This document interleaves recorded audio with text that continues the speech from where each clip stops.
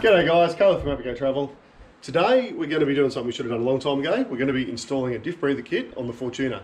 So what happens when you're forward driving, all the oil inside these components gets hot. Then when you drive through cold water or cold bog holes, what happens is all of a sudden the diff wants to draw air in, and if you're in water and the breather's underwater, naturally it'll just suck water into the diff. The kit basically just comes with a couple of meters of hose. Got some conduit for protecting that hose, the airline. And that's it. Literally just looks like a bag of scrap. Okay, so this is all the gear you get when you order a diff breather kit. So it doesn't matter what kit you get, they're all very similar. There's some fancier alloy ones, but at the end of the day, it's just a functional part, not a show-off part. So this kit I bought, it's just got a stainless steel bracket. So it holds 4 breathers. So you got rear diff, transfer case, gearbox, and front diff.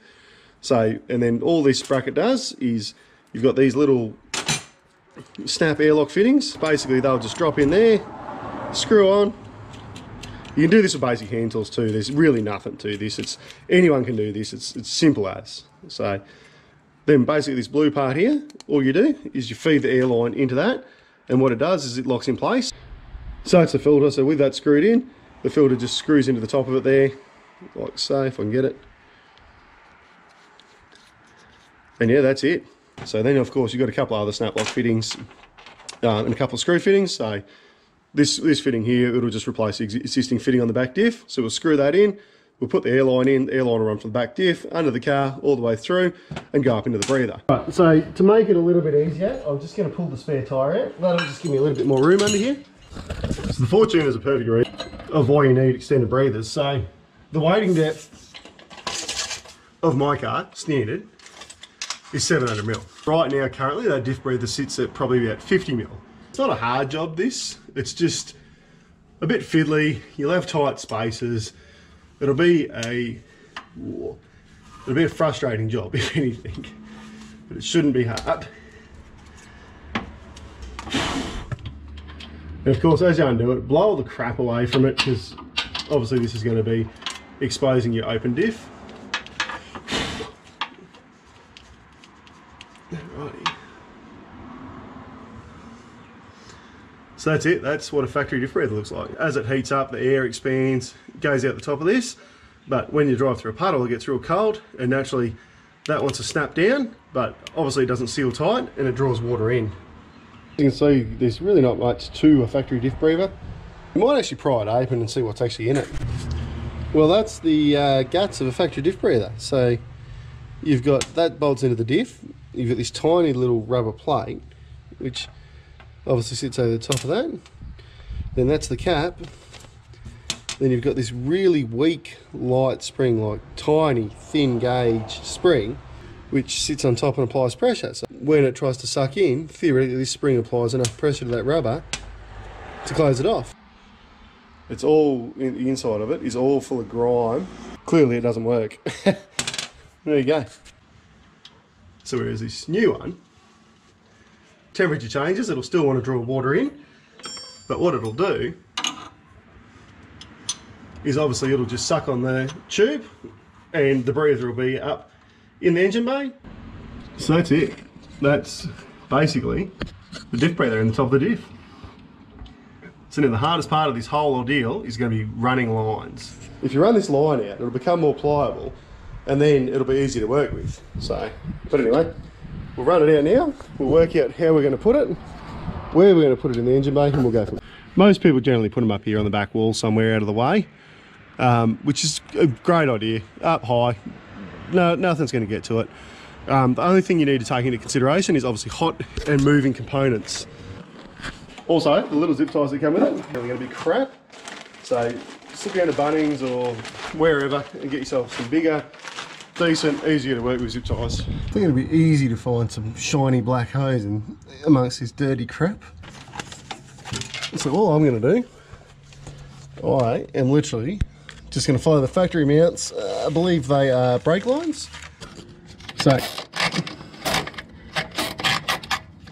I'm not going to tighten this up because I'm just going to use that as a guide to run it to start with. What I'm hoping is we will just run it down, follow along the top of the chassis majority of the way. There'll be a few points where we'll just slip a zip tie.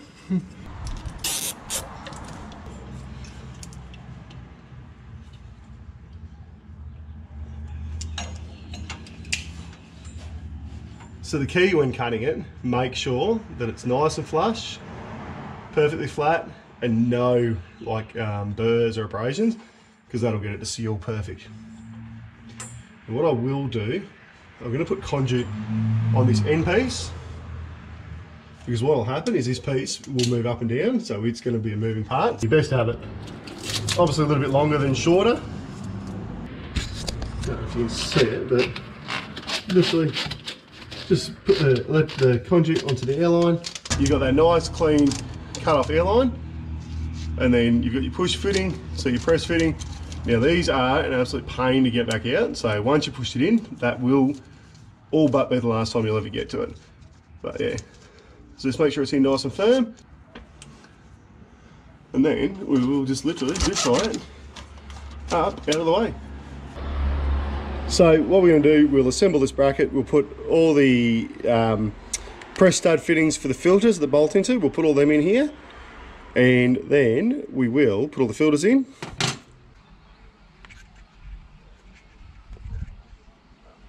Perfect. Oh no, it's shit, but that'll do. It'll be fine. We're fine for now, we'll get a new one. So, let's give her a little bracket and we'll find somewhere to put her.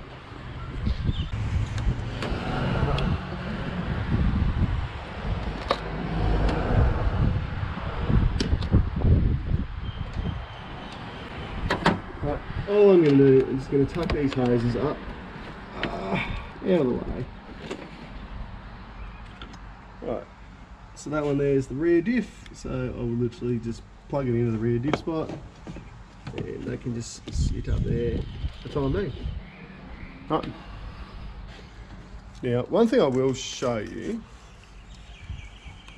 so right there, I've actually got two breathers there already. So one breather goes to the front diff, the other breather goes to the gearbox. So theoretically, should be easy to plumb in. That's where I'm going to stick it, just up on the back firewall there, just tucked out of the way. So what I will do, once I've got the other hoses in, I'm just going to zip tie it in place. There you have it. So we've now seen the inside of the factory diff breather. You can understand why it doesn't work. Realistically, this isn't an expensive mod parts-wise. Labour-wise, if you paid someone else to do it, it would probably cost you a little bit because it is a pain in the butt. Thanks for watching, guys. Just remember, if you like what you see, hit that subscribe button. Until next time, go travel.